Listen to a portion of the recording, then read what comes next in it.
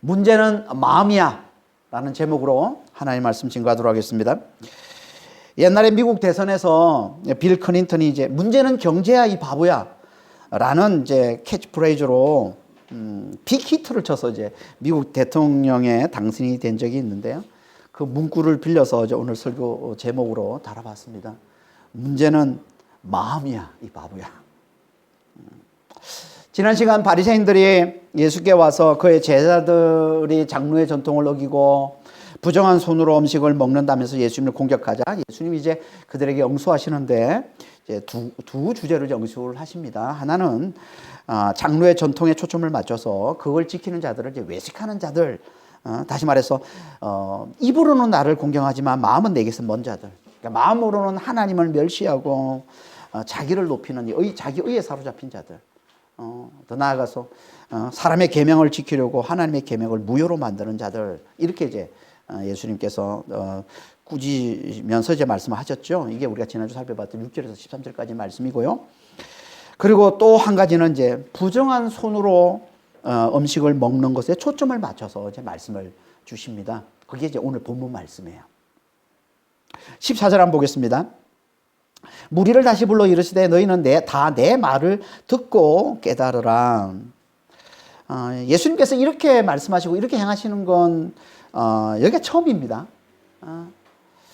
그러니까 예수님이 이렇게 행하신 게 없었는데 이렇게 행하셨다는 건 이건 이제 하나님 말씀을 선포하고 계심을 보여주고 있는 거예요.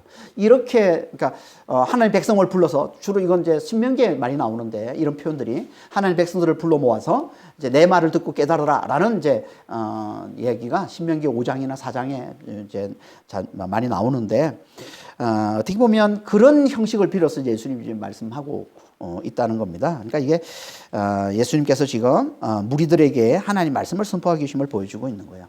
그 하나님의 말씀, 그 내용이 뭡니까? 그게 15절 16절이죠. 무엇이든지 밖에서 사람에게로 들어가는 것은 능히 사람을 더럽게 하지 못하되 사람 안에서 나오는 것이 사람을 더럽게 하는 것이니라. 밖에서 사람에게로 들어가는 건 그게 무엇든지 그건 사람을 더럽게 하지 못한다. 이 말은요.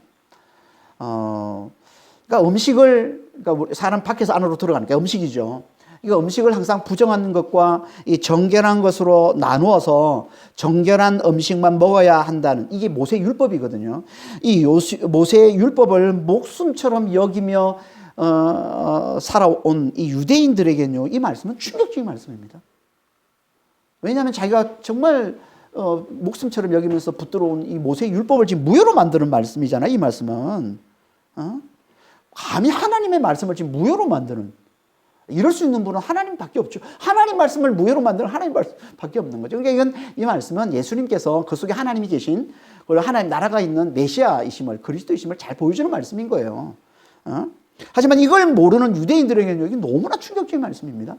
그래서 오늘 본문에는 나오지 않지만 병행 본문인 마태복음 15장 12절에서 14절까지 보면 이렇게 말씀하고 있습니다. 이에 제자들이 나와 이르되 바리새인들이 이 말씀을 듣고 걸림이 된 줄 아시나이까? 예수께서 대답하여 이르시되 심은 것보다 내 하늘 아버지께서 심으시지 않은 것은 뽑힐 것이니 그냥 두라. 그들은 맹인이 되어 맹인을 인도하는 자로다. 만일 맹인이 맹인을 인도하면 둘 다 구덩이에 빠지리라 하시니. 여기 걸림이 됐다라는 이 말은요, 거기에 걸려 넘어지다 또는 죄를 짓다, 불쾌하다, 분노하다 이런 뜻입니다. 그러니까 이 말은 예수님이 하신 말씀 때문에 그들이 분노했다 이런 말이에요. 화를 냈다는 거죠. 그러자 예수님이 뭐라고 얘기하십니까? 맹인이면서, 그들은 맹인이면서 맹인을 인도하는 자다. 그러니 내버려 둬라. 이렇게 얘기를 합니다. 이건 무슨 말이에요? 그들은 예수님도 어떻게 할 수 없다라는 거예요. 맹인이면서 맹인을 인도한다는 말은 무슨 말이에요? 자기가 맹인임을 절대로 인정하지 않는 자들이라는 얘기죠. 그러니까 그런 자들은 예수님도 어떻게 할 수 없다는 거예요. 그러니까 예수님도 어떻게 할 수 없는 자들이 있어요. 그들이 누굽니까? 자신의 연약함을 절대 인정하지 않는 거예요. 그러니까 그리스도 앞에서 자신의 죄인됨을 절대 인정하지 않는 거예요. 창조주 하나님 앞에서 자기가 피조물임을 절대 인정하지 않는 거예요. 자신의 무력함, 자신의 연약함을 절대로 인정하지 않는 자. 이들은요, 예수님도 어떻게 할 수 없는, 이들은 하나님도 어떻게 할 수 없다는 거예요. 그래서 결국 멸망의 구덩이에 빠질 수밖에 없다는 겁니다. 이걸 대표해서 보여주는 자들이 외식하는 자, 바리새인이라는 거예요. 예수님의 이 말씀은요, 이렇게 충격적이면서 또 한편으로는요, 너무나 이해하기 힘든 말씀입니다. 그래서 무리들이 다 떠나간 후에 제자들이 예수님께 이 비유에 대해서 물어보는 거예요. 그게 이제 17절, 18절 말씀이잖아요. 무리를 떠나 집으로 들어가시니 제자들이 그 비유를 묻자온데 예수께서 이르시되 너희도 이렇게 깨달음이 없느냐? 무엇이든지 밖에서 들어가는 것이 너희 사람을 더럽게 하지 못함을 알지 못하느냐? 오늘 본문은 잘 보면 예수님께서 비유를 말씀하시고 무리가 떠나간 후에 깨닫지 못한 제자들이 그분께 그 비유에 대해서 물어보고 그런 제자들을 또 예수님이 꾸짖으시고 그 비유에 대해서 자세히 말씀해 주시는 그런 형식으로 지금 기록이 되어 있습니다. 근데 이 똑같은 형식이 우리 앞에서 봤는데 어디에 나옵니까? 마가복음 4장에 나옵니다. 4장에 예수님께서 씨 뿌리는 자의 비유를 말씀하실 때도 이와 똑같이 비유를 말씀하시고 무리들이 다 떠나간 후에 그걸 깨닫지 못한 제자들이 그 비유가 무슨 뜻입니까? 다시 물어보고 그런 제자들을 또 예수님이 꾸짖으시고 그리고는 그 비유에 대해서 자세히 설명해 주시는 그 우리가 마가복음 4장에서 우리가 자세히 살펴보지 않았습니까? 그러니까 똑같은 형식을 지금 오늘 본문에서도 똑같이 하고 있는 거예요, 지금. 그러니까 똑같은 형식으로 말씀하고 있다는 얘기는요. 그러니까 이 저자 이 마가가 어떻게 보면 똑같은 의도로 오늘 본문을 기록하고 있음을 보여주고 있는 거예요. 마가복음 4장에서의 이 의도가 뭡니까? 마가복음 4장의 의도. 이건요, 예수님의 정체, 예수님이 누군지, 예수님은 그 안에 하나님이 계시고 하나님 나라가 있는 메시아이시라는 거, 하나님의 아들이시라는 것을 제 아들에게 확실히 깨우쳐 주는 거. 이게 이제 4장에서의 그 마가의 의도인데요. 그러니까 우리 앞에 살펴봤지만 3장 13절부터 완전히 이제 좀 이렇게 예수님의 사역 방향이 달라져서 이제 제자들을 세우고 12제자를 세우잖아요. 3장 13절에. 그리고는 이제 제자들에게 집중해서 예수님이 사역을 하시는데 그 사역이 뭐냐면 그들에게 예수님 당신이 하나님의 아들이심을 확실히 깨우쳐 주는 거예요. 그러니까 당신 안에 하나님이 계시고 하나님 나라가 있음을. 그래서 4장에서 하나님 나라에 대한 비유를 먼저 제자들에게 여러 비유의 말씀을 통해서 하나님 나라에 대해서 확실하게 깨우쳐 주시고는 그리고 5장에서 4장 후반부부터 5장까지 말씀에서는 삶의 현장에서 하나님의 놀라운 능력으로 당신 안에 하나님이 계심을 하나님 나라가 있음을 이제 능력으로 나타내 보여주시죠. 그래서 광풍을 잠재우시고 광인을 고쳐주시고 또 회당종 야이로의 딸을 죽은 자 가운데 살려주시고 하는 이런 놀라운 능력을 나타내 보여주시죠. 당신이 하나님의 아들이심을 그렇게 확실하게 보여주시는 겁니다. 이게 이제 4장에서 말씀하시고 이제 그 이후에 말씀을 통해서 나타내 보여주는 건데요. 그리고 이제 6장에서 어떤 일이 벌어집니까? 이제 6장에서는 예수님께서 12제자를 그렇게 세운 12제자를 이제 전도를 위해서 파송하는 이야기가 6장부터 시작되는 거죠. 6장 7절부터 시작되는 겁니다. 그런데 이들이 제자들이 이제 복음을 전하기 위해서 이제 파송되는데 이 파송이 이제 어디로 가냐면 이스라엘을 넘어서서 열방까지 가는 거예요. 열방까지 나아가서 복음을 전하러 가야 되는 겁니다. 이걸 보여주는 게 이제 다음 주부터 우리가 살펴보게 될 예수님께서 이방인에게 가서 복음을 전하는 이야기예요. 이게 이제 다음 주 7장 14절부터 이제 8장까지 이야기거든요. 근데 이렇게 이제 예수님의 제자들, 유대인들이잖아요.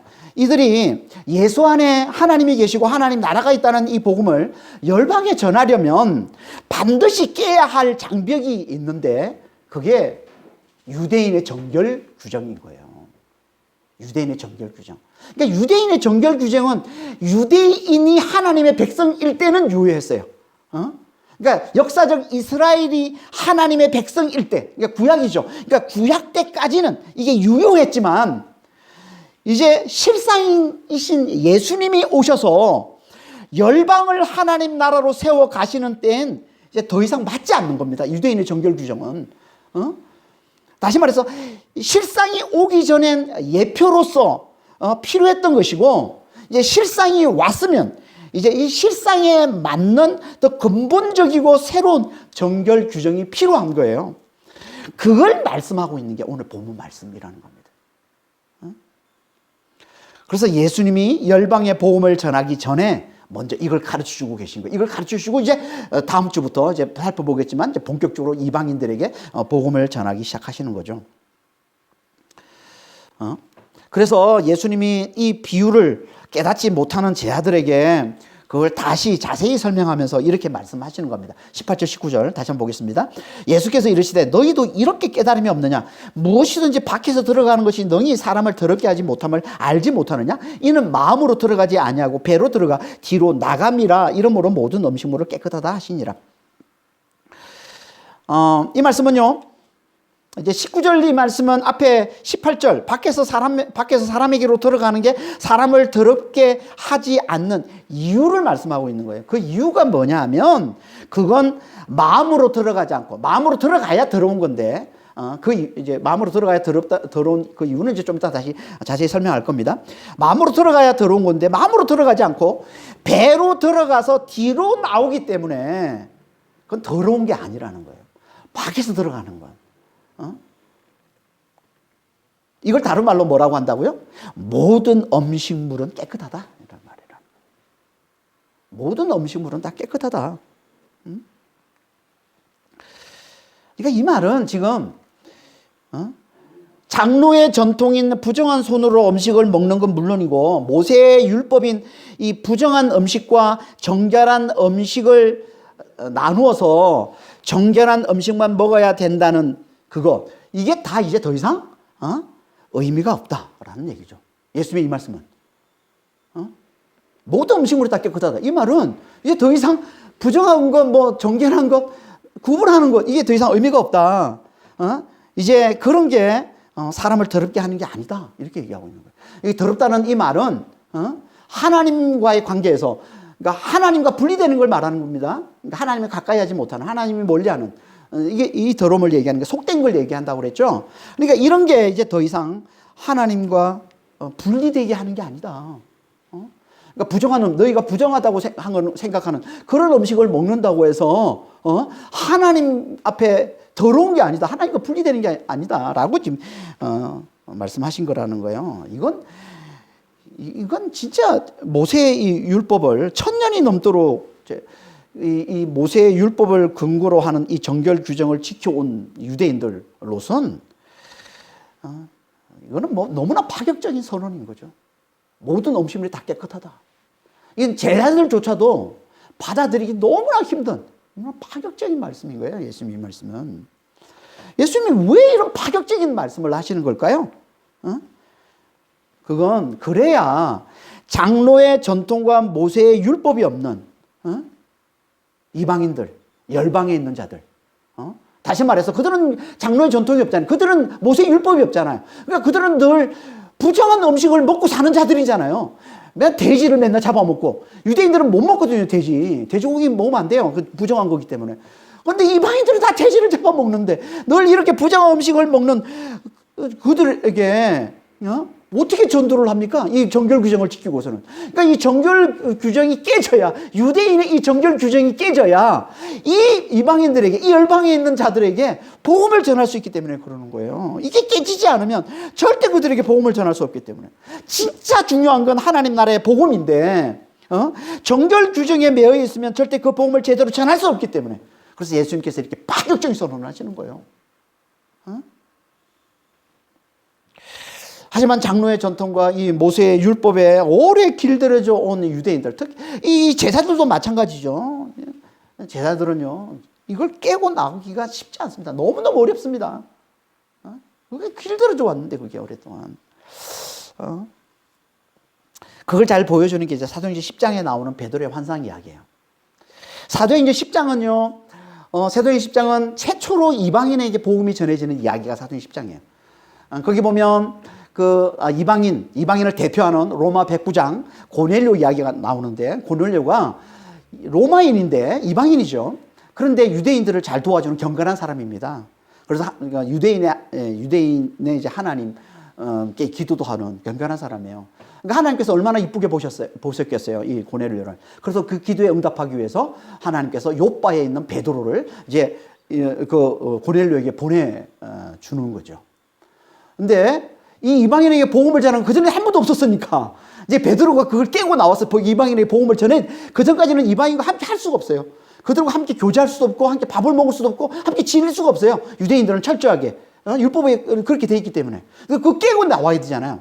하나님 어떤 방법을 쓰십니까? 사도 베드로가 항상 정해진 시간에 기도하는데, 정오에 낮 12시에 옥상에 올라와서 기도할 때, 그때 비몽사몽간에 아마 졸렸던 모양이에요. 비몽사몽간에 이제 환상을 보게 됩니다. 어떤 환상을 보게 되냐면, 갑자기 하늘에서 보자기가 내려오는데, 그 보자기 안에 부정한 짐승들로 가득합니다. 뱀, 돼지, 이런. 유대인들이 절대 먹을 수 없는, 가까이 할 수 없는 그런 부정한 짐승들이 가득한데, 갑자기 소리가 나오더니 잡아먹으라 그러는 거예요. 이것들을 다 잡아먹으라. 그랬더니 베드로가 어떻게 얘기했겠어요? 아니, 나는 지금까지 속되고 부정한 것을 먹어본 적이 없는데, 한 번도 먹은 적이 없습니다. 그럴 수 없습니다. 이렇게 항변을 합니다, 베드로가. 그랬더니 또 소리가 나서 하나님께서 이제 베드로에게 말씀하시는 거죠. 내가 깨끗게 한 것을 너가 속되다 하지 말라라고 하나님 말씀하십니다. 내가 깨끗게 한 것을, 하나님께서 깨끗하게 하신 것을 네가 속되다 하지 말라. 이 소리가 들려오는 거예요. 이 환상을 3번 반복해서 보게 됩니다, 베드로가. 그러니까 무슨 얘기예요? 이거는 3번 반복해서 본다는 얘기는 베드로가 그만큼 이 율법에 깊이 사로잡혀 있음을 보여주는 거예요. 정말 철저하게 부정한 것, 정결한 것 나누어가지고 부정한 것 절대 가까이 하지 않는 그런 율법에 깊이 사로잡혀 있으니까 이걸 깨기 위해서 3번씩이나 이 환상을 계속 보여줬다는 얘기죠. 그리고 3번 이 환상을 보고 나서 바로 어떤 일이 벌어집니까? 고넬료가 보낸 사람들이 요바에 이 베드로가 묵고 있는 집에 찾아옵니다. 그리고 이제 그들을 쫓아서 이제 고넬료 집에 가서 그 집에 있는 모든 사람들에게 복음을 전해서 최초의 이방인 개종자가 나오게 되는 거죠. 이게 사도행 10장에 나오는 이야기인 거예요. 그러니까 이걸 미리 보여주는 말씀이 이방인에게 복음을 전하기 전에 오늘 본문에서 예수님이 하신 말씀인 거예요. 모든 음식물은 다 깨끗하다. 뭘 보여주는 겁니까? 이건요, 유대인들에게 그들이 가장 중요한 게 장로의 전통이잖아요. 모세의 율법이잖아요. 그러니까 그것보다 더 중요한 게 복음임을 깨우쳐 주는 거예요. 복음을 위해서라면 아무리 중요한 전통이라도 아무리 중요한 율법이라도 내려놓아야 된다는 거예요. 이게 복음을 제대로 알고 이게 복음을 가장 가치 있게 여기는 거라는 겁니다. 그러니까 복음이 가장 가치 있는 거다. 이걸 위해서라면 다른 모든 것, 그동안 그렇게 가치 있게 여겼던, 소중하게 여겼던 그런 것들을 다 놓을 수 있어야 된다라고 얘기하고 있는 거예요. 그래서 바울이 이렇게 얘기하는 겁니다. 고린도전서 9장 19절에서 23절 말씀입니다.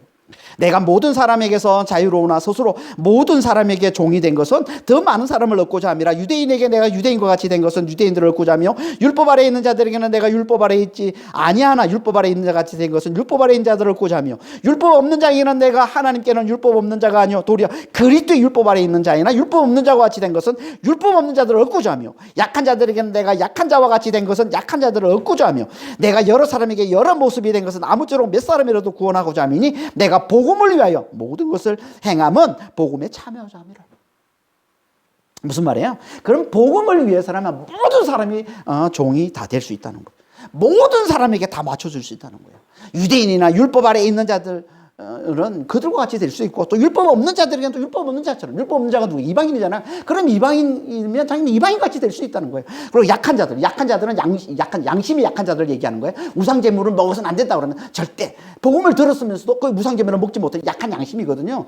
모든 음식을 다 먹을 수 있는데 이게 또 그걸 못 먹는다고 또 율법에 나왔으니까 거기에 걸려가지고 그런 사람들이 율법이야. 그러면 자기도 우상제물 안 먹고, 자기도 돼지 못 먹겠다 그러면 자기도 안 먹어. 그렇게 될 수 있다는 거야. 그러니까 모든 사람에게 참 다 맞춰줄 수 있다는 거예요. 복음을 위해서라면. 이게 뭐예요? 바울은, 그러니까 예수님이 오늘 말씀하신 모든 음식물이 다 깨끗하다. 이 말씀을 정말 바울은 제대로 믿고 그걸 붙들고 있음을 잘 보여주고 있는 거죠. 그러니까 율법 아래 있고 없고가, 약하고 안 약하고가 이게 자기를 더럽게 하지 않는다는 거예요. 이런 게 자기를 하나님과 분리시키는 게 아니라는 걸 바울은 그걸 잘 믿고 있었다는 얘기예요. 그걸 잘 알았다는 얘기예요. 잘 깨달았다는 얘기예요. 이게 오늘 예수님이 하시는 이 말씀을 굳게 잘 붙드는 거예요. 모든 음식물이 깨끗하다. 우리는 어떻습니까? 우리에게도 이 전통과 율법으로부터 이 자유함이 있습니까? 복음을 위해서 내가 그토록 소중하게 여기는 전통과 가치를 내려놓을 수 있습니까? 복음을 위해서라면 나만의 중요한 생활 방식들, 이런 것들 잘 내려놓을 수 있습니까? 우리 자신 한번 잘 돌아보시길 바랍니다. 영국 선교사 허드슨 테일러, 유명한 선교사인데요. 선교사에 가시는 분들에게는 뭐 너무너무 유명한 사람이라서 다 잘 압니다. 이분은 별명이 있는데 허드슨 테일러 별명이 뭐냐면 중국 내지 선교의 아버지입니다. 별명이. 이 별명이 붙은 이유가 있어요. 그게 뭐냐면 허드슨 테일러 이전에도 수많은 선교사들이 있었고 많은 선교사들이 중국 선교를 위해서 달려갔습니다. 하지만 그 모든 선교사들은 다 중국 해안에 머물고 있어요. 중국 해안에서 자기 나라의 생활 방식을 고집하면서 살고 있었어요. 그러니까 영국 사람이면 영국 복장을 입고 영국식의 머리를 하고 영국 음식을 먹고 영국인의 삶을 살면서 중국의 복음을 전하겠다고 온 선교사들이 그 모든 선교사들 다 그래 왔는데 최초로 중국 내지로 그러니까 최초로 이제 영국 사람이면서 자기 나라의 이 생활 방식을 다 포기하고 중국인의 생활 방식을 그대로 다 받아들인 그 최초의 선교사, 그가 허드슨 테일러라는 겁니다. 그러니까 그는 최초로 중국 내지로 들어가서 그 중국의 말을 배우고 그들처럼 변발을 하고, 중국인들은 변발이잖아요. 서양 사람들을 볼 때는 완전히 다른 머리예요. 근데 그 중국과 똑같이 변발을 하고 또 중국인 복장을 하고 중국인 음식을 먹고 그러니까 그들의 생활 방식을 그대로 다 받아들인 겁니다. 그리고서 그들에게 복음을 전했던 거예요.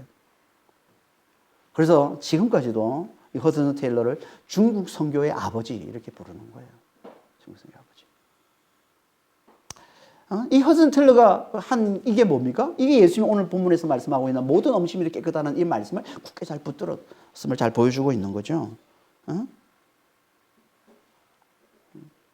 자신의 이 복음을 위해서라면 자신에게 소중한 생활 방식, 자신의 전통, 자신이 가치 있게 여기는 것, 이런 것들을 과감히 다 내려놓더라는 거예요. 복음을 위해서는. 이게 진짜 복음을 가장 가치 있게, 복음을 가장 소중하게 여기는 믿는 자의 태도라는 겁니다. 우리도 복음으로 살고 또 복음을 잘 전하는 자가 되려면 이런 자세가 필요합니다. 이런 자세가 필요합니다. 복음을 전하는데 걸림돌이 되는 우리의 전통과 우리의 가치, 우리가 소중히 여기는 생활 방식들, 이런 것들을 내려놓을 수 있어야 돼요. 나는 이런 사람하고는 절대 가까이 할 수 없어. 이런 복장을 한 사람, 이런 버릇이 있는 사람, 이런 머리를 하고 있는 사람, 뭐 이런 사람들하고는 내가 절대 가까이 할 수 없어. 그런 거 다 내려놓아야 된다는 거예요. 바울이 얘기했던 것처럼 율법 아래에 있는 자면 나도 율법 아래에 있는 자와 같이, 율법이 없는 자면 나도 율법이 없는 이방인 같이, 연약한 자면 나도 연약한 자와 같이. 그래서 어떻게든 그와 하나가 되어서 그에게 복음이 들어가도록 하는 거예요. 이게 하나님이 원하시는, 예수님이 원하시는 제자의 모습이라는 겁니다. 그래야 복음을 제대로 잘 전할 수 있기 때문에, 너무나 가치 있고 너무나 중요한 이 복음을 그래야 잘 흘려줄 수 있기 때문에 온 열방이에요. 그럼 하나님과 우리를 분리시키는 더러운 게 이제 없다는 겁니까? 아니라는 거예요. 하나님과 우리를 분리시키는 진짜 더러운 게 있는데 그걸 뭐라고 말씀하고 있습니까? 그게 우리 마음이다 이렇게 얘기하고 있는 거예요. 그게 우리 마음이다. 20절에서 23절 말씀입니다. 또 이르시되 사람에게서 나오는 그것이 사람을 더럽게 하느니라. 속에서 곧 사람의 마음에서 나오는 것은 악한 생각 곧 음란과 도둑질과 살인과 간음과 탐욕과 악독과 속임과 음탕과 질투와 비방과 교만과 우매함이니 이 모든 악한 것이 다 속에서 나와서 사람을 더럽게 하느니라. 그러니까 사람의 마음에서 나오는 것, 이게 우리를 더럽게 한다는 거예요. 사람의 마음에서 나오는 것. 그러면서 그 마음에서 나오는 걸 이제 구체적으로 말씀해 주고 있는데 그 대표적인 게 뭐라는 거예요? 마음에서 나오는 게 그게 악한 생각. 정확히는 아까 생각들 복수입니다. 아까 생각들. 여기 생각이라는 이 단어는요. 그냥 우리가 한번 이렇게 스쳐가는 생각이 아니라 심사숙고한 생각이라는 뜻입니다. 심사숙고한. 그래서 이게 의도가 맞는 거예요. 심사숙고해서 내가 뭘 하려고 딱 마음에 이렇게 정한 것, 의도한 것. 그러니까 의도라는 의미가 더 맞는 뜻인데요. 그러니까 악한 의도들. 이게 우리 마음에서 나오는 대표적인 악한 의도들. 자기를 높이기 위해서 하나님을 대적하고 남을 해치고자 하는 그런 악한 의도들. 이게 우리 마음에서 나오는 대표적인 건데요. 의도는요, 반드시 말과 행동으로 나타나게 되는데 그 악한 의도가 말과 행동으로 나는 게 뭔지를 아주 구체적으로 12가지 죄악들로 이제 나타내 보여주고 있는, 열거하고 있는 거죠, 지금 이게. 12가지. 여기 보면 앞에 6가지는 복수고요. 뒤에 6가지는 단수로 되어 있습니다. 복수는요, 악한 행동들을 구체적으로 묘사하는 게 복수인 거고요. 단수는 그냥 악의 종류만 이제 언급하는 게 이게 이제 단수로 되어 있는 겁니다. 그러니까 앞에 있는 6가지가 어떻게 보면 더 이제 강조하고 있는 거죠. 그러니까 이 12가지 이 죄악들은 다 이제 10계명의 6번째부터 9번째, 10번째, 6번째부터 10번째, 이 뒤에 나오는 이 5가지 계명하고 다 연결되어 있는 죄악들입니다. 그러니까 이 병행 본문인 마태복음 15장에서는 15장 19절에 보면은 이 순서대로 있습니다. 그러니까 6계명부터 이 9계명까지 순서대로 되어 있어요. 살인하지 마라, 가늠하지 마라, 뭐 도둑질하지 마라, 거짓말하지 마라, 이렇게 순서대로 되어 있는데 여기 마가복음에서는 순서는 좀 무시하면서 이 계명들을 좀 더 구체적이고 더 강조하기 위해서 반복적으로 이렇게 말씀하고 있는 거죠. 그러니까 이 말씀을 보면 10계명의 죄악들 중에 당시 사회에 만연해 있던 심각한 죄악들이 뭔지를 잘 보여주는데 그 대표적인 가장 심각한 게 뭐라고 얘기하고 있는 겁니까? 그게 음란, 간음, 성적 범죄라는 거예요. 당시 사회에서 가장 심각한 죄악. 그래서 이게 제일 먼저 나오고요. 또 이와 관련해서 3번이나 언급하고 있어요. 음란, 간음, 음탕. 이게 당시 사회에 얼마나 만연되어 있는지, 특히 이 마가 공동체가 어디에 있습니까? 로마잖아요. 로마에 있는 교회, 이게 마가 공동체인데 거기에 이제 보내는 편지가 마가복음이잖아요. 그러니까 이 마가 공동체가 있는 이 로마는요, 특히 성적인 문란함으로 유명했죠. 로마는. 그래서 많은 학자들이 이 로마가 멸망당한 큰 이유 중에 하나가 이 성적 문화람 때문이다 라고까지 얘기하고 있는 거죠. 그러니까 이건 성경에서 얘기하고 있는 소돔과 같은 거예요. 소돔이 왜 멸망당합니까? 모든 멸망의 대표적인 이제 표본을 항상 소돔의 멸망으로 얘기하는데, 소돔의 멸망이 그 이유가 뭐예요? 성적 문란, 성적 타락이잖아요. 천사들이 왔는데도 어떻게든 성자들과도 관계를 하려고 말이야. 사람들이 몰려드는, 온 그 소돔 사람들이 다 거기로 몰려드는 이런 이제 성적 타락. 그러니까 세상이 멸망하는 어떻게 보면 가장 큰 이유가 성적 타락이라는 걸 이 성경에서도 잘 보여주고 있고 로마를 통해서도 잘 보여주고 있는 겁니다. 근데 지금 이 시대도 얼마나 성적으로 타락되어 있습니까? 얼마나 성적인 범죄들이 만연해 있습니까? 매일 뉴스에 나오는 게 이런 범죄들이잖아요. 이런 맨날. 그리고 대부분 범죄들이, 다른 범죄들은요, 다 이걸 위해서 저지르는 거 아닙니까? 이 성적 타락, 이 성적 쾌락을 위해서 저지르는 거 아니에요? 그래서 성적 쾌락을 위해서 도둑질도 하고, 성적 쾌락을 위해서 탐욕을 부리고, 살인을 하고, 악독을 벌이는 그런 거 아닙니까? 그래서 강도짓을 하고서 사람들이 다 그 돈을 다 어디다 항진했다고 그래요? 유언가에서 항진했다고 그러잖아요, 다. 그러니까 다른 죄악들도 마찬가지예요. 이 쾌락과 이 탐욕을 위해서 속이고 질투하고 비방하고 교만하고 어리석은 짓을 하고 하는 그런 죄악들을 벌이고 있는 겁니다. 이런 죄악들이 하나님과 우리 사이를 갈라놓는 진짜 더러운 거라는 거예요. 이런 죄악들이. 그런데 이런 죄악들이 다 어디서 나오는 거라고요? 우리 속에 있는 이 악한 생각들, 악한 의도들에서 나오는데 이 악한 의도들이 다 어디서 나와요? 이게 마음에서 나온다는 겁니다. 마음에서. 그러니까 마음이 악하기 때문에 악한 생각들이 나오고 이 악한 생각들에서 음란과 도둑질과 산음과 살인과 뭐 간음과 탐욕과 뭐 악독과 이런 온갖 말과 행동들로 이 악한 것들이 다 나온다는 거죠. 그러니까 하나님 앞에서 가장 더러운 것, 가장 근본적으로 더러운 것, 다시 가장 하나님 앞에 가장 악한 것, 이게 뭐라는 거예요? 이게 마음이라는 거예요. 마음. 그래서 예레미야 선지자가 이렇게 얘기한 겁니다. 예레미야서 17장 9절입니다. 만물보다 거짓되고 심히 부패한 것은 마음이라. 만물보다 거짓되고 심히 부패한 것, 이게 마음이래요. 사람의 마음. 여기 심히 부패하다는 이 말은요, 고칠 수 없을 정도로 지독하게 병들었다, 지독하게 악하다, 이런 말이에요.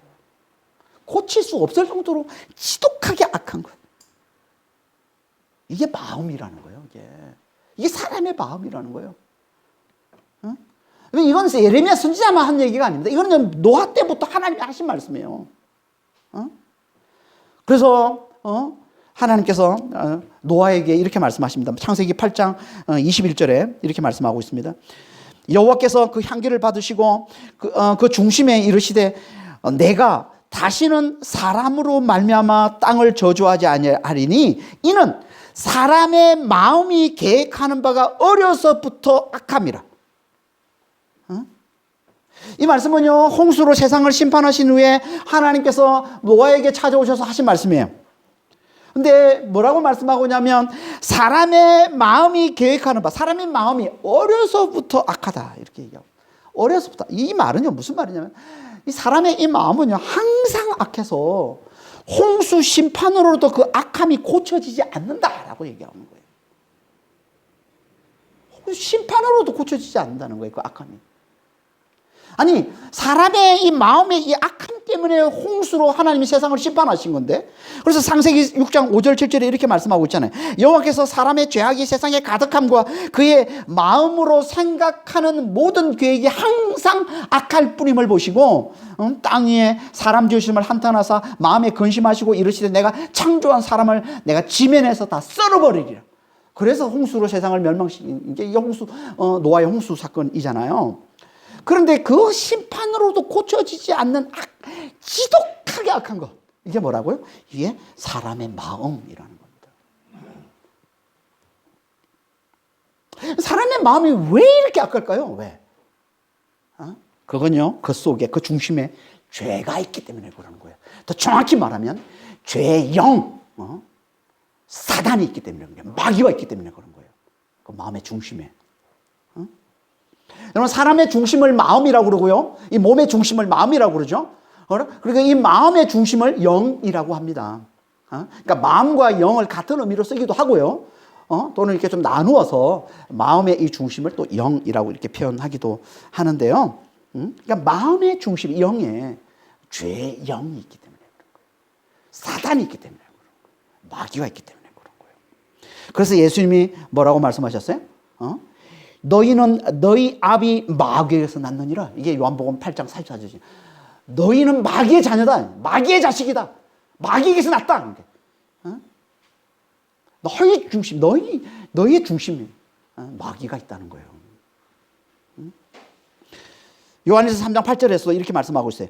죄를 짓는 자는 마귀에게 속하나니 마귀는 처음부터 범죄함이라.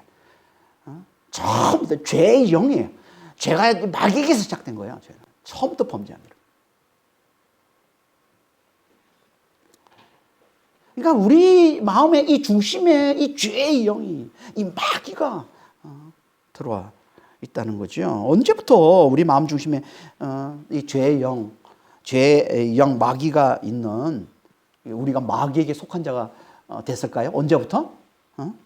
그건 인류의 조상, 우리의 조상인 아담이 뱀, 그것도 마귀라고도 하는 이 뱀의 유혹에 넘어가서 하나님의 말씀을 거역하고 뱀의 말을 듣고 뱀의 말을 따를 때부터 그랬다는 거예요. 그게 로마서 5장 12절 말씀이죠.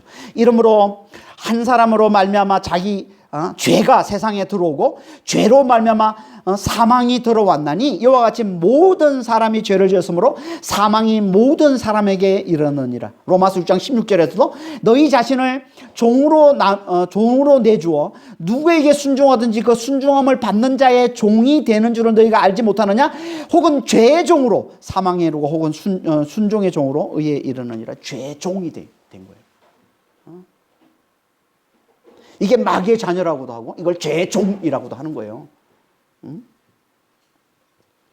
그러니까 아담이 하나님의 말씀을 거역하고 마귀의 말을 따랐을 때부터 원래는 하나님이 거해야 할 사람의 이 마음의 중심에, 이 영에 하나님을 대적하는 악한 자, 최초의 범죄자, 악의 뿌리, 죄의 영, 이 마귀가 들어와 거하게 된 거라는 겁니다. 그리고 이 죄의 영은 죄의 싹이 사망이기 때문에 로마서 6장 23절에 죄상은 사망이라고 그러잖아요. 죄상은 사망이기 때문에 이 죄의 영은 사람이 죽을 때까지 그 마음 중심에서 떠나지 않는 겁니다. 그래서 사람의 마음이 어려서부터 항상 악하고 심판으로도 절대 고쳐지지 않는 지독하게 악한 것이라고 얘기하는 겁니다. 그러니까 하나님께는 이 죄의 영인 이 마귀가 거하는 이 사람의 마음이 그분이 절대 상종할 수 없는 진짜 더럽고 진짜 악한 거라는 거예요. 가장 더럽고 가장 악한 거라는 거예요. 이게 사람의 마음이라는 거예요. 죄의 영, 죄의 뿌리, 이 악의 뿌리 마귀가 들어와 있는, 마귀가 거하고 있는 마음의 이 중심,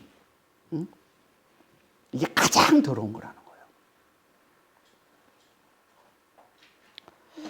그래서 바울이 로마서 1장 24절에서 마음을 더럽다라고 얘기하고는 28절에서 이렇게 말씀하고 있습니다. 24절부터 한번 보겠습니다. 24절 로마서 1장 24절 하나님께서 그들을 마음의 정욕대로 더러움에 내버려 두사. 마음의 정욕대로 더러움에, 이게 마음이 더러운 거예요. 더러운 상태에 그냥 하나님 내버려 두셨다는 거예요. 그리고는 이걸 28절에 뭐라고 표현하고 있습니까?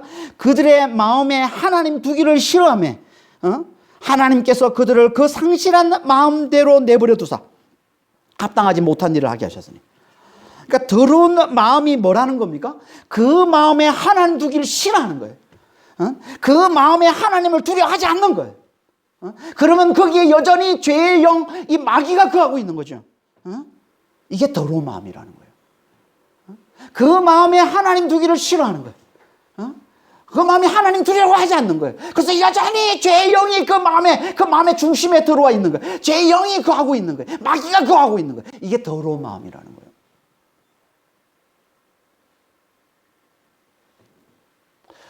그렇게 하나님 두기를 싫어하고, 그래서 여전히 그 안에 이 죄의 영인, 이 악의 뿌린 이 마귀가 거하고 있으면, 그러면 어떻게 되는데 그 삶이 그 말과 그 행동들이 다 어떻게 합당치 않은 일을 하게 되는데, 그걸 뭐라고 표현하고 있습니까? 29절에서 31절 로마서 1장 29, 31절 이렇게 얘기합니다. 모든 불의, 추악, 탐욕, 악의가 가득한 자요, 시기, 살인, 분쟁, 사기, 악독이 가득한 자요, 수군수군하는 자요, 비방하는 자요, 하나님께서 미워하시는 자요, 능욕하는 자요, 교만한 자요, 자랑하는 자요, 악을 도모하는 자요, 부모를 거역하는 자요, 우매한 자요, 배약한 자요, 무정한 자요, 무자비한 자라. 오늘 본문에서는 12가지 죄악으로 열거하고 있지만 이보다 훨씬 더 많은 21가지 죄악들로 지금 열거하고 있는 거죠. 더 자세하게, 더 구체적으로 이런 악들을 내놓는다는 거예요. 뭐가? 그 속에 하나님 두기를 싫어하는 자, 그 속에 여전히 마귀의 영이, 죄의 영이, 마귀가 그 속에 들어와 있는 자는 이런 죄악들, 그 말과 그 행동들, 그 삶에 이런 죄악들을 내놓는다는 거예요. 핵심은 같은 말씀을 하고 있는 거예요. 오늘 본문과 뭐예요? 하나님이 미워하는 모든 죄악들은 다 그 마음에 하나님 두기를 싫어하는 더러운 마음에서 나오는 거라는 겁니다. 하나님 두기를 싫어하는 더러운 마음에서 하나님 앞에 그토록 더러운 온갖 죄악들이 거기서 나오는 거라는 거예요. 그러니까 하나님께 가장 중요한 건 우리 안에 있는 이 더러운 마음을 제하는 거죠. 그리고 우리의 마음을 깨끗게 하는 겁니다. 하나님이 가장 중요하게 여기시는 거예요. 하나님의 관심, 하나님의 최고의 관심이 뭐예요? 우리의 마음의 중심에 이 더러움을 몰아내고 우리의 마음이 깨끗해지는 겁니다. 그래서 마태복음 5장 8절에 이렇게 얘기하고 있는 게 마음이 깨끗한 자는 복이 있나니 그들이 하나님을 볼 것이요. 마음이 깨끗한 자는 복이 있나니 그들이 하나님을 볼 것이요. 이는 같은 얘기, 심령이 가난한 자는 복이 있나니 그들이 천국이 그들일 것이며, 이 같은 말씀을 하고 있는 거예요. 그러니까 마음이 깨끗해야만 우리가 하나님을 보고 구원에 이르러 천국에 하나님 나라를 살 수 있다는 얘기예요. 하나님과 함께 할 수 있다는 얘기예요. 마음이 깨끗해야만. 마음이 깨끗한 게 뭡니까? 마음이 더러운 거에 반대겠죠. 마음이 더러운 게 뭐라고요? 그 안에 하나님이 계시지 않는 거, 죄의 영이 그 안에 거하는 것, 마귀가 그 속에 거하는 것, 이게 더러운 마음이라면 깨끗한 마음은 뭐겠어요? 그 안에 하나님이 계신 거예요. 그 안에 그리스도가 계신 거예요. 그 안에 예수님이 계신 거예요. 우리 마음에 하나님이 계신 거예요. 우리 마음에 그리스도가 계신 거예요. 예수님이 계신 거예요. 이게 깨끗한 마음이에요. 우리 하나님 관심은 여기에 있습니다. 온통 우리 하나님의 관심은 여기 있는 거예요. 우리 마음에 그리스도, 하나님이 계신 거예요. 그리스도가 계신 거예요. 그래서 고린도후서 13장 3절에 그러는 거 아니에요. 너희가 믿음 안에 있는지 시험하고 확정하라. 예수 그리스도께서 너희 안에 계시지 아니하는지 시험하고 확정하라. 만일에 너희 안에 계시지 않으면 너희는 버려운 자다. 우리 안에 그리스도가 계시지 않으면, 예수님이 계시지 않으면 우리는 버려운 자예요.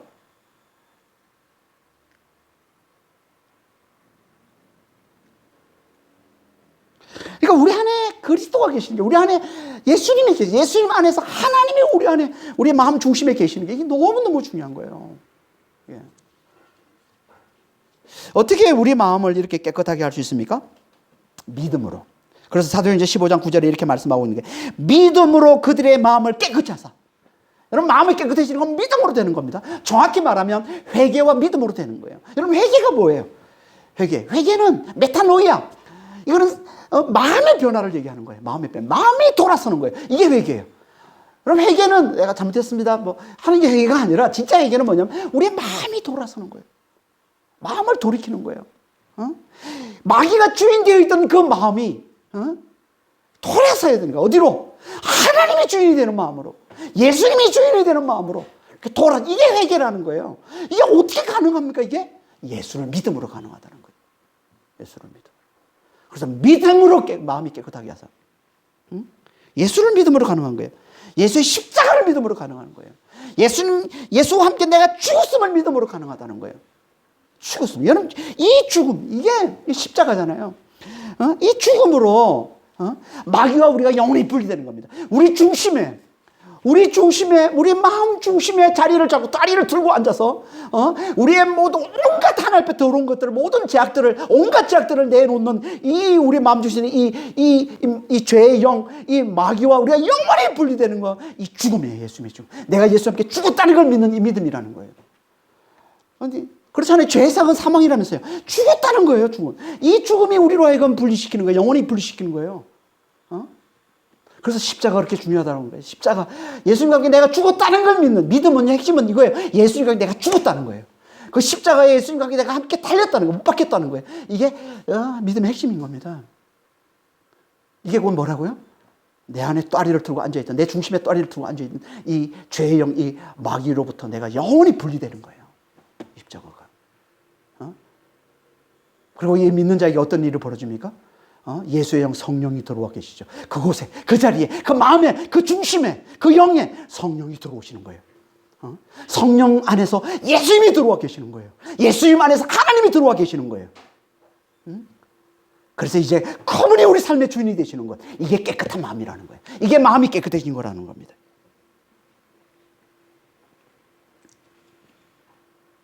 이렇게 이게 마음의 이 중심이 깨끗해지면 이제 자연스럽게 우리 삶도, 우리의 말과 우리의 행동도 깨끗해진다는 거예요.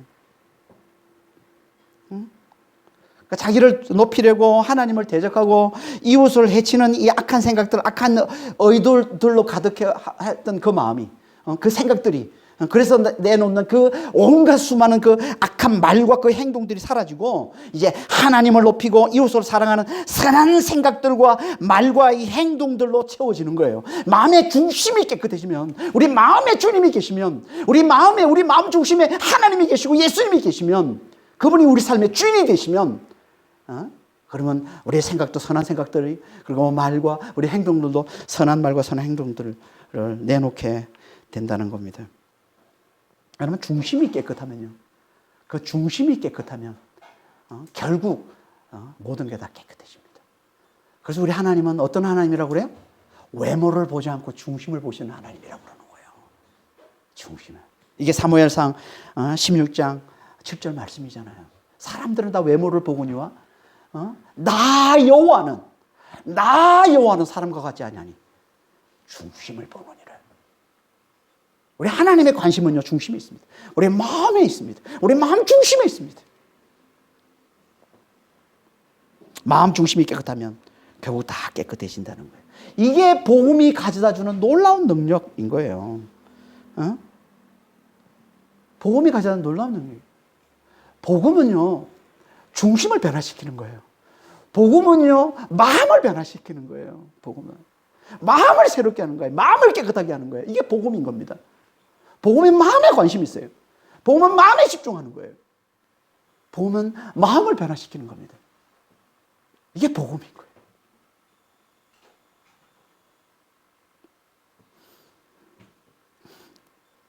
그러니까 이제 우리 복음으로 사는 자, 우리는 복음으로 사는 자잖아요. 복음 안에 있는 자들이잖아요. 복음 안에 있는 자들은 어디에 관심이 있어야 돼요?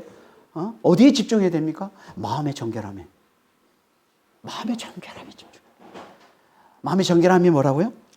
내 안에 하나님이 계신지, 내 안에 그리스도가 계신지, 내 안에 예수님이 계신지 늘 확인하고, 늘 살펴보고, 그분의 인도하심을 쫓아가는 거예요. 이게 마음의 정결함, 마음의 깨끗함이라는 거예요. 여기에 최고의 관심, 가장 큰 관심 항상 여기에 두고 살아가는 자, 이게 복음 안에 있는 자들이에요. 그러니까 우리는 이걸 최우선으로 삼고 살아가는 자가 되어야 되는 거죠. 마음의 정결함. 내 안에 하나님이 계신지, 내 안에 그리스도가 계신지 늘 확인하고, 내 안에 계신 그분을 늘 바라보고, 그분을 의지하고, 그분의 인도하심을 구하고, 그 인도하심을 쫓아가는 삶을 살아가는 이게 하나님의 자녀, 이게 예수님의 제자라는 거예요. 이게. 그리고 더 나아가서 복음을 전하면, 이 복음을 전해서 다른 사람들이, 많은 사람들이 여전히 그 마음의 그 중심에 그 죄영, 그 악의 뿌리, 그 마귀가 또아리를 태우고 있는 그 사람들에게 이 복음을 전함으로 그 마귀와 영원한 분리를, 이 복음을 듣고서 이 예수를 믿음으로 영원한 분리가 이루어지고, 그리고 그 속에 그들도 그 속에 마음이 정결해지도록, 그 속에 하나님이 들어와 계시도록, 그 속에 예수님이 그리스도가 들어와 사시는 자가 되도록, 그렇게 복음을 전하는 삶을 사는 것. 이게 하나님이 기뻐하시는 하나님의 자녀요, 예수님의 제자들이라는 거예요. 이걸 통해서 하나님은 온 열방을 하나님 나라를 세워 가시려는 놀라운 계획을 가지고 계시다는 겁니다. 이걸 통해서, 이게 복음을 전해서 마음을 정결케 해서 온 열방을 하나님 나라로 세워 가시려고 하시는 거죠. 복음을 잘 아는, 정말 복음을 제대로 아는 자답게, 복음을 가장 가치 있게 여기는 자답게, 우리가 정말 그렇다면 우리의 관심은 항상 어디 있어야 돼요? 마음의 정결함. 우리 속에 하나님이 계신지, 우리 속에 그리스도가 계신지, 내 중심에 예수님이 계신지 늘 그걸 확인하고, 그분을 바라보고, 그분을 의지하고, 그분의 인도하심을 잘 쫓아가는, 정말 하나님이 기뻐하시는 깨끗한 마음, 정결한 마음으로 살아가는 그런 믿음의 성도들이 다 되시길 예수님으로 축원합니다. 기도하겠습니다. 하나님 아버지, 복음으로 사는 자는 눈에 보이는 정결 규정, 음식 규정, 눈에 보이는 여러 가지 이런 모습들, 이런 것에 정결함을 추구하는 게 아니라 마음의 정결함, 마음이 깨끗한 걸 가장 중요하게 여기는 자임을 잘 알고 늘 마음의 정결함을 추구하며 살아가는 자가 될 수 있도록, 마음의 그 중심에 하나님이 계시고 그리스도가 계시고 예수님이 계시다는 걸 잘 깨닫고 늘 그분을 바라보고 늘 그분을 의지하고 늘 그분의 인도하심을 구하며 살아가는 자가 되게 하시고, 그리고 이 복음을 잘 전함으로 다른 많은 사람들도 정말 더러운 마음에서 벗어나서 정결한 마음, 그 안에 하나님이 계신 정결한 마음으로 살아가도록 돕는 정말 하나님의 자녀다운 예수님의 제자다운 삶을 잘 살아가는 저희들 될 수 있도록 저희를 축복해 주시고 주님 인도하여 주시옵소서. 감사하며 우리 주 예수 그리스도 이름으로 기도합니다. 아멘.